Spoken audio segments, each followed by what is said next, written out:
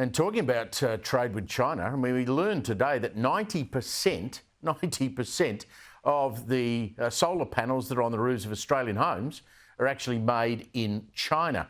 Now, the PM was in the Hunter Valley today. He was in that winery talking about the wine announcement.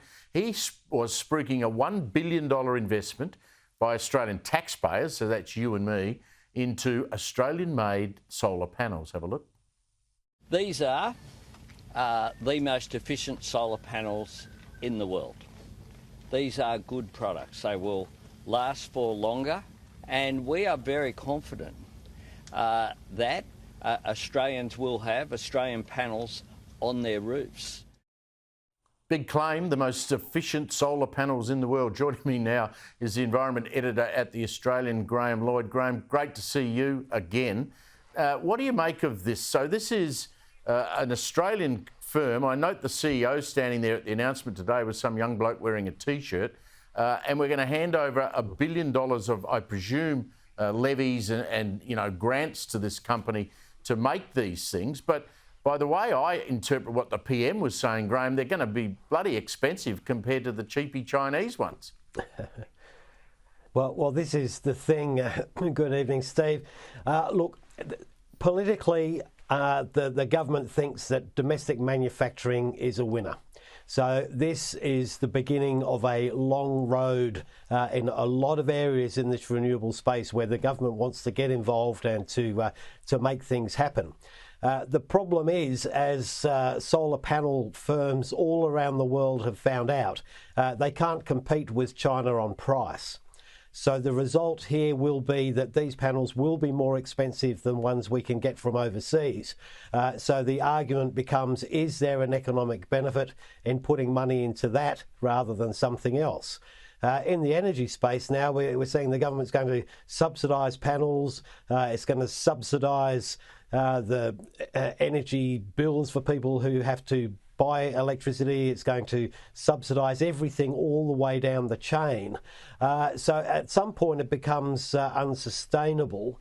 Good luck with the solar panel manufacturing. I think there's a lot more politics in it than there is economics. Well, given so many millions of houses already have solar panels, is there a big market for more people to get solar panels? And the obvious question that you and I have talked about before and you write about all the time, how does the network cope with that amount of solar energy being fed into it from all of these little houses all over the joint? Well, I think you can say that there will be an enduring demand for panels because they have a relatively short life. So even the ones that are there will need to be replaced. The government's also keen to subsidise people to buy the panels, so it'll subsidise the manufacture, then it'll subsidise the purchase. So I don't think there's a problem with demand. In terms of the network upgrades to host the panels, well, that's another subsidy as well because we're gold plating the network and that ultimately ends up with either taxpayers or electricity users. So renewable energy politics always gets into things, Graham. An important offshore gas regulation bill today was pulled by the government out of the Senate.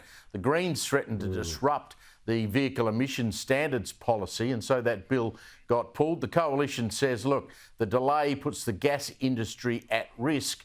The government just doesn't quite know where it's going, particularly with gas, does it? Well, it's tricky, and I think the important takeaway from these developments is that the Greens have got the government spooked in the Senate. The coalition would have given it support for this bill to go through. The Albanese government chose to withdraw it rather than upset the Greens that it wants on side for its vehicle emissions. The Greens are pathologically against the gas industry. The government seems to recognise the importance of it, and there's a tension there, and in this episode the Greens seem to have won out.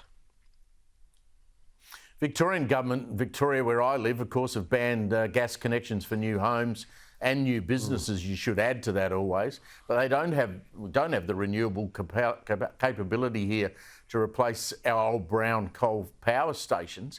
There's a warning about a gas shortfall maybe as soon as 2025.